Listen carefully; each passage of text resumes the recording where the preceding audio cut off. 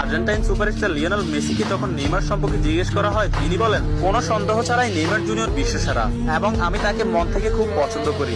এবং Argentine midfielder Rodrigo De Paul বলেছেন, যারা নেইমার জুনিয়রকে ভালোবাসে না তারা ফুটবলই বোঝে না। ফ্রান্সের বিশ্বকাপ জয়ী কিলিয়ান এমবাপ্পে বলেছেন, নেইমার শুধু ফুটবলের রাজা নয়, মহারাজাও বটে।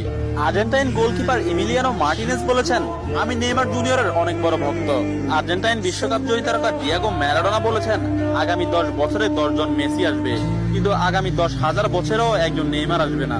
হল্যান্ড ও বার্সেলোনা স্ট্রাইকার রবার্ট লেভানডস্কি বলেছেন, নেইমারের মতো ফুটবলার জন্ম নিতে হলে আপনাকে 100 বছর অপেক্ষা করতে হবে। তাছাড়া ইংল্যান্ডের প্রিন্স ডেভিড বেকহাম বলেছেন, আজ পর্যন্ত এমন কোন ফুটবলার আমি দেখিনি যার ভেতর নেইমারের মতো ফুটবল আইকিউ আছে, এবং ফুটবলের ক্ষেত্রে কেউই নেইমারের লেভেলের নয়, সে দুর্দান্ত।